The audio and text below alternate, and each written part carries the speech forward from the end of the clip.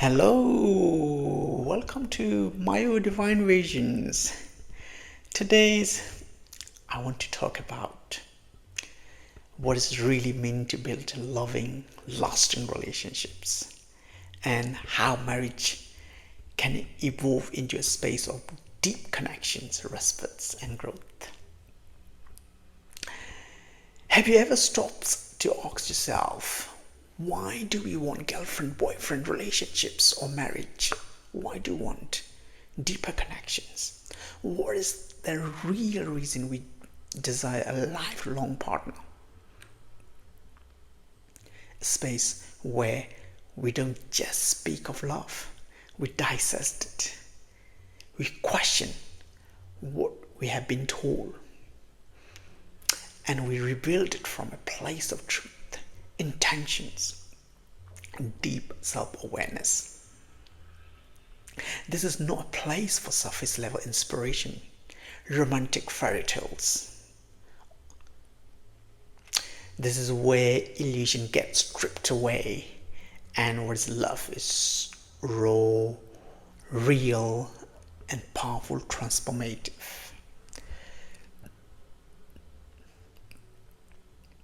Do we all know how modern relationships form without inner awareness, emotional maturities, and spiritual grounding often lead to cycles of suffering, broken families, and generational trauma?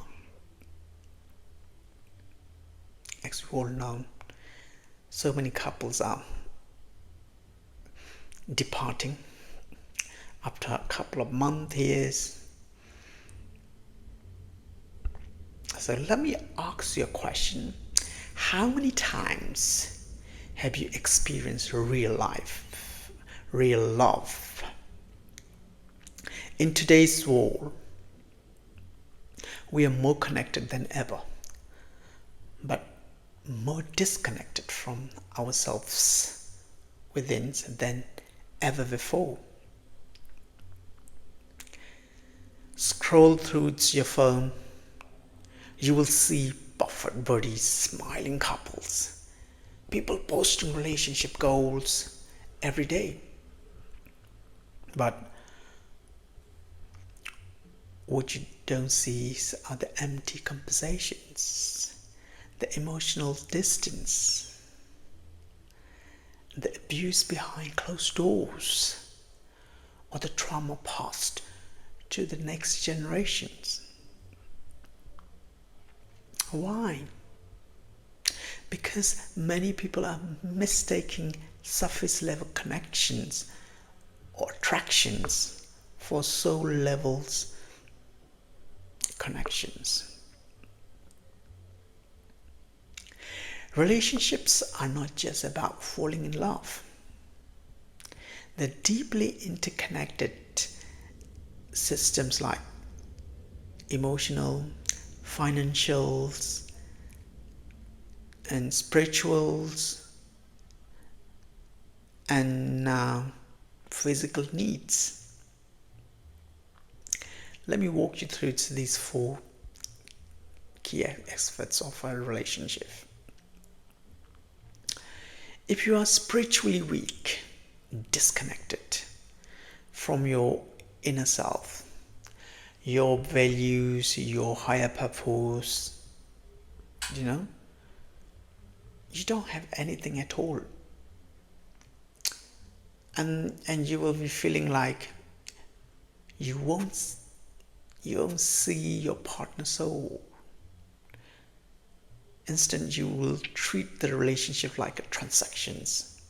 What can I get? What am I owed after being married?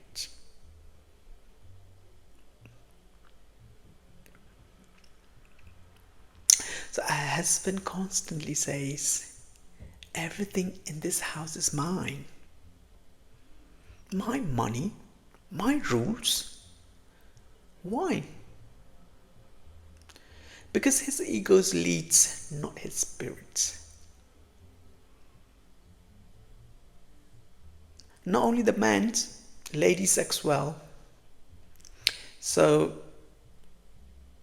he doesn't see his partner as a soul sharing life with him, but as someone, beneath him in the relationship's hierarchy.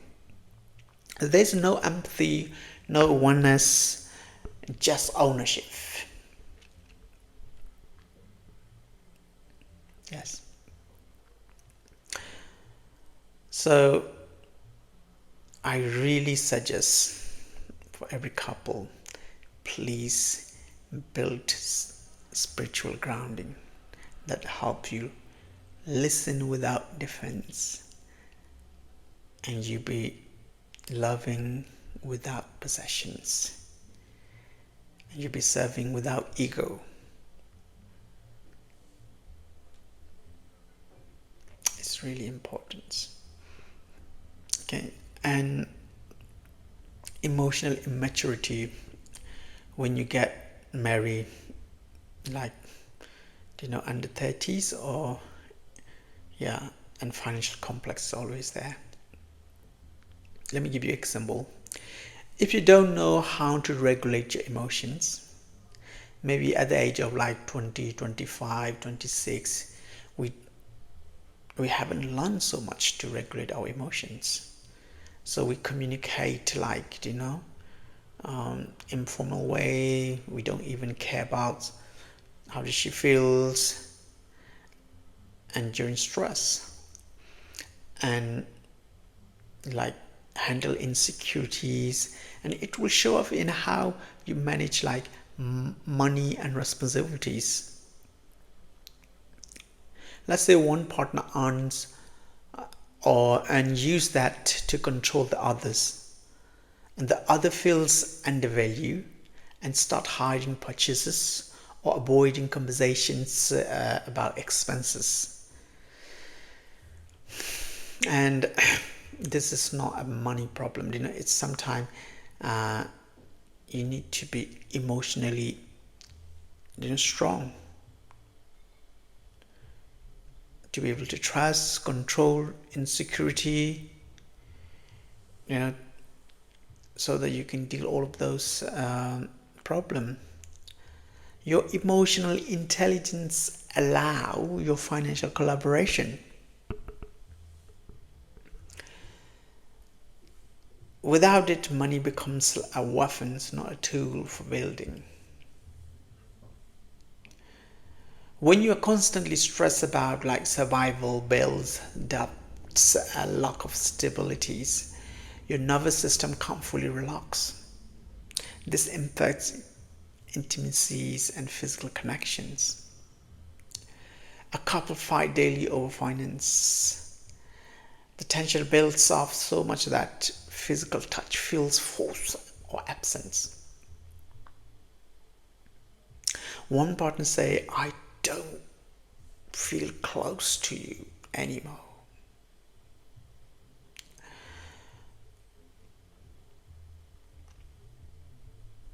And financial peace is not about luxury. It's about safety, and when both partners feel safe, physical affections flow naturally. When money becomes a battlefield, love becomes distance. Let me explain you about physical disconnections which relate to emotional doubt. Physical intimacy is not just about sex. It's about presence, effort, affections, and consistency. Without all of those, emotional doubts grow. A partner began to wonder, why doesn't she hug me anymore? Or he hug me anymore? Why doesn't he or she always sleep facing the other way?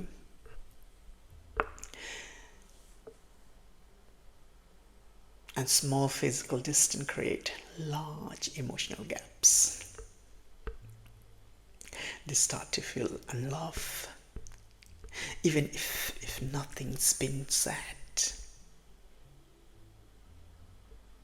Your physical expression reinforces emotional safety. That's why when you are kind, you give a help, you talk nicely, and that reinforces emotional safety. Let's say like, I see you, I'm here with you.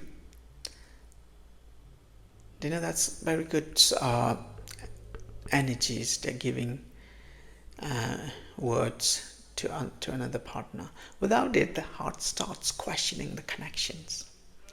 As we all long for connections, true closeness is not possible without doing the inner work first. When you are being happy by yourself, then you can give that happiness to others. Okay? A spiritual and grounding person others like can't feel others emotional, things. An emotionally immature person wills like subordinates peace. A physical reckless person will strain stress, and a physical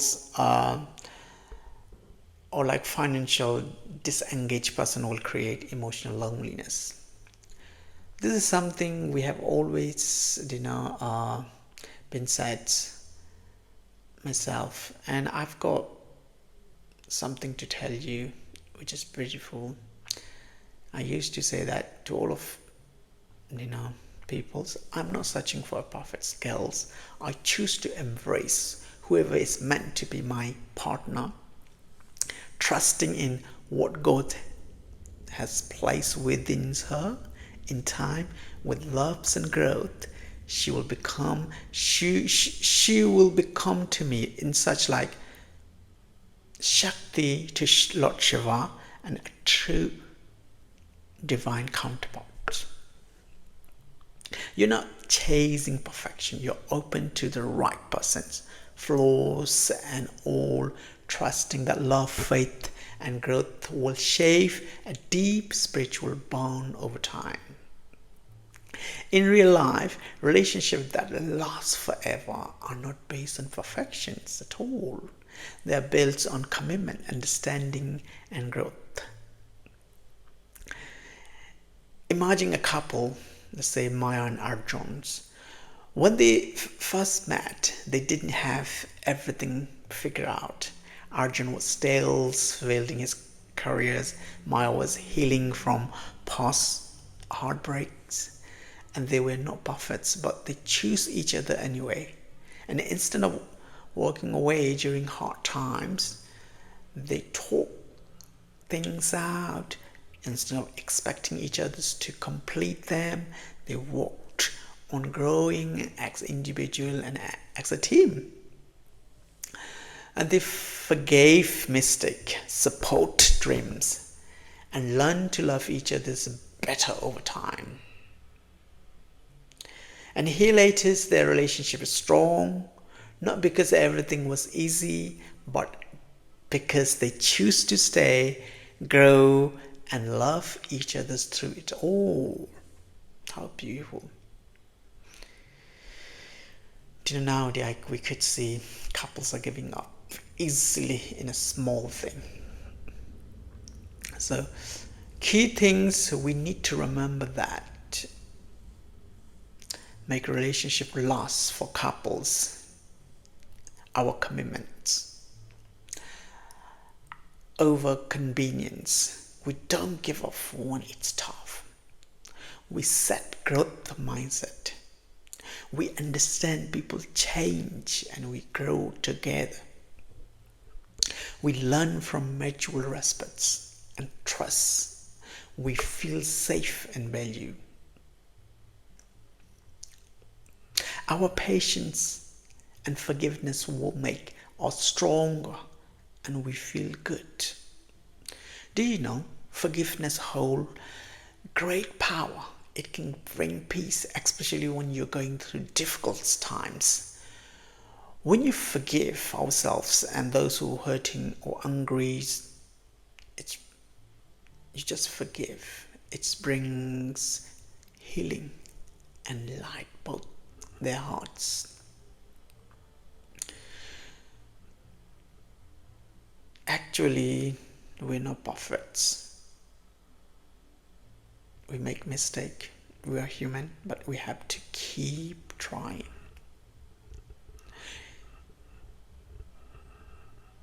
If you want to maintain your relationship, like lasting love is not about finding the perfect persons.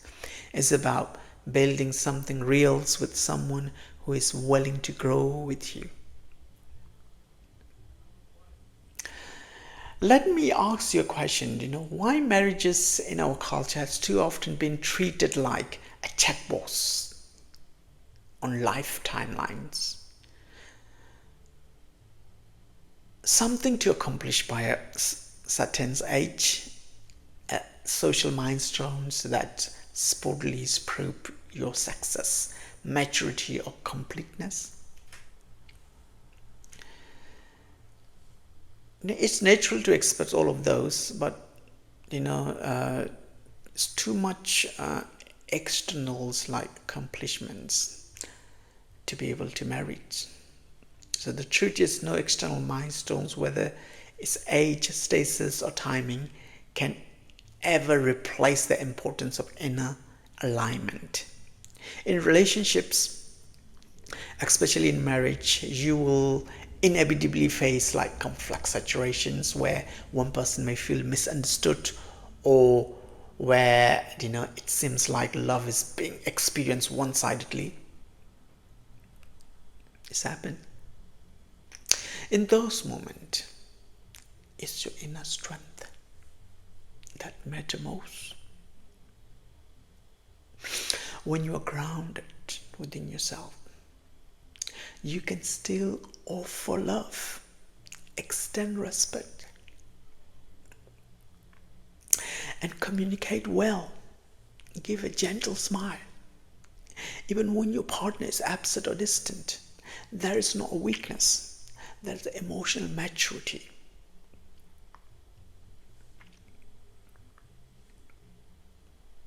Let me share something real with you. You don't need to stress about when you get married, like when are you going to get married. Some people are really rush. They get married, without maturing like internals things. Love doesn't follow a strict schedules or like deadline. Like getting married by a certain age. Instead, it happens when you are emotionally or mentally ready. When your awareness, your maturities, and inner understanding are in the right place. So too often we're drawn to people through physical attractions only, without pausing to look within. And we rush into relationship without asking the deeper question. It's everywhere. So ask yourself, who am I truly to my partner? At my core, I'm a human being trying to love you better every day, with more patience, more understanding, and more presence. Sometimes we carry wounds. What wounds am I still carrying?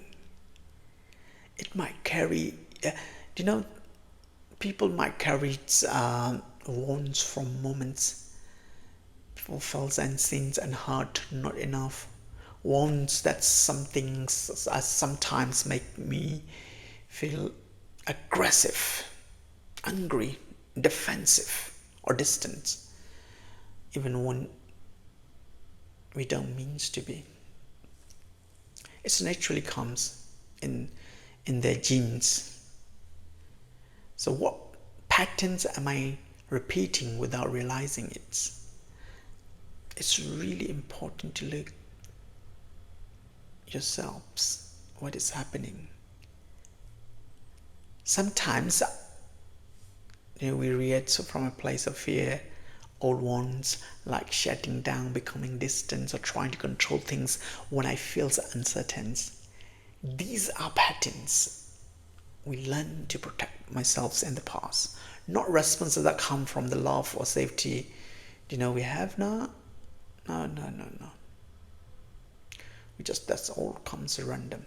So what does my partner really needs? Have you ever think about it? Not just from me, but from this connection.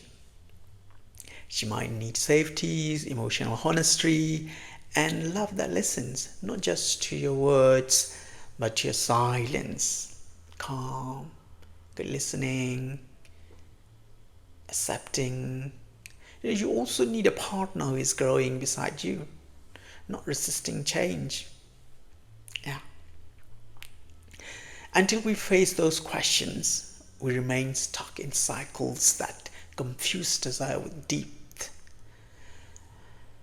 But when we begin to do the inner work, love transforms from something we chase into something we embody and consciously give. The harsh reality is this: many of the relationships falling apart today are not because love is broken, but because people never took time to understand themselves before pleading themselves to another. They rushed past the inner work, ignored their traumas, masked their emotional immaturity, and confused attractions with connection. And the results, we see rising deposit rates, silent resentment, broken trust, and people feeling lonelier in relationship than they ever did alone. We're not here to shame those journey, but to awaken a new way forward.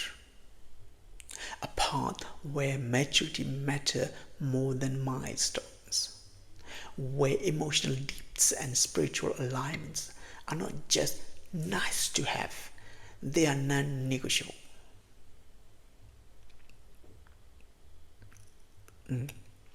We believe that love, when rooted in awareness, when chosen through clarity and not desperation, is the most powerful force in the universe. This is not about waiting forever, it's about becoming whole before trying to merge with another. It's about doing the healing, the inner alignment, the soulful reflections. So when love does arrive, it's not here to complete you, but to meet you. So stay with me a little bit, because in this space, we're not chasing the fantasy, we're building the foundations, we're not romanticizing pain, we are transforming it. We are not rushing love, we are honoring its divine timing. Look at the divorce rates. When there's no emotional depths, no spiritual purpose, and no financial plan, the pressure built. What started ex romance turns into resentment. Think about it. What started ex forever becomes, I can't do this anymore with my partner or something. And the child watch love die in front of them.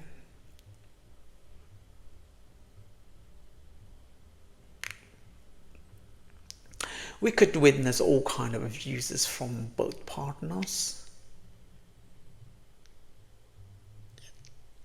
Without emotional regulations, one or both partners lash out. Words become weapons. Control replaces care. When we try to control someone, it often comes from fear, not love. True care allows freedom and trust without control, marks insecurity, and disconnects us from genius connections. Violence replaces vulnerabilities. One person becomes a victim and children observe the trauma like sponges.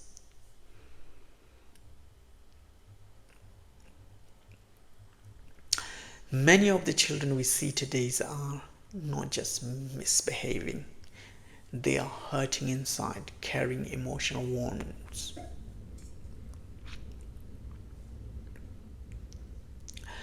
When children are raised in emotional chaos, they will not know how to express the pain.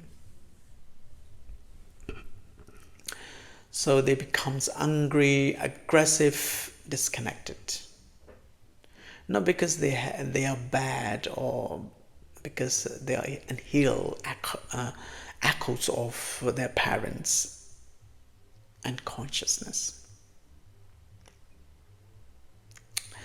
And the cycle repeats. What is missing is like knowingness, what is happening inside within them. Young people are taught how to impress, not how to process. You can see everywhere young people's their externals like styles are more smarter than their internal behavior. They're taught how to look good, not how to feel good. No one teach them how to sit with their emotions, how to heal inner wounds, how to choose partner with aligned values, not just body shapes, how to build a relationship from the soul up, not from hormones down.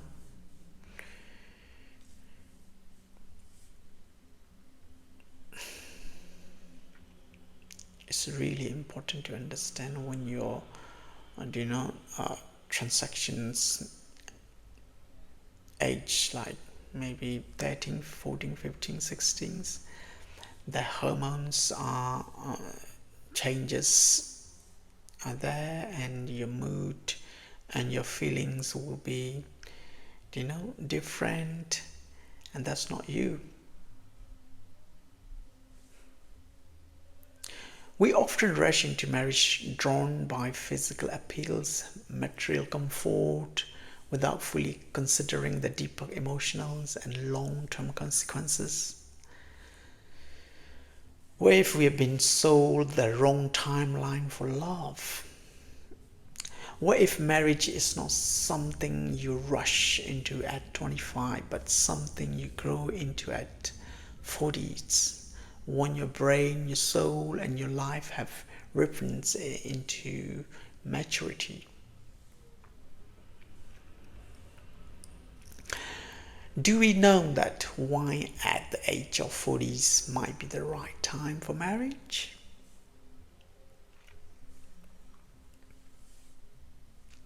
Science backs this up, like the prefrontal cortex, the part of the front brains responsible for long-term planning, empathy, and emotional controls.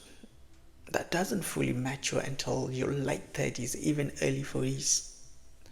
So, at the age of 40, you're more likely to understand what truly matters in a partner, handle conflicts without escalations, build emotional safety for a child, and choose from purpose, not pressure. Imagine if more people waited until they knew themselves before bringing another soul into this world. Imagine the quality of relationships will be beautiful. Imagine the level of emotional safety for future generation. They'll be blessed.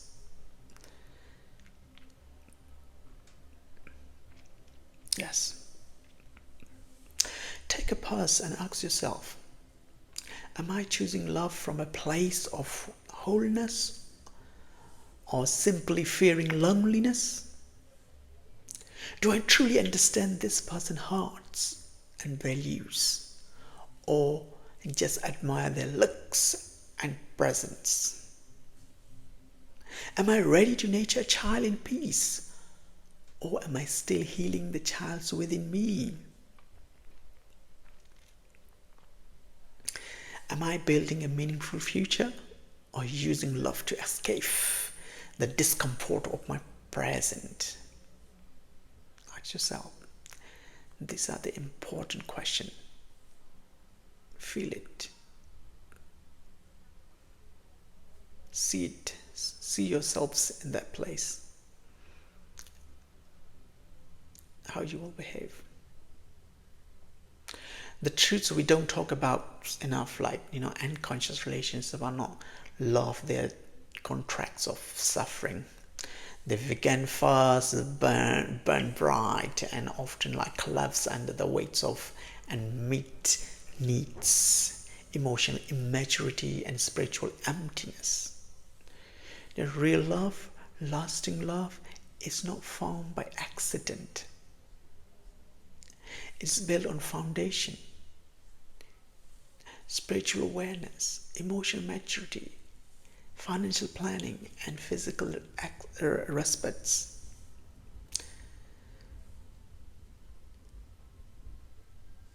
That will not come by tomorrow, or you need to invest many years to build up this understanding. And you don't fall into this kind of love, you race into it.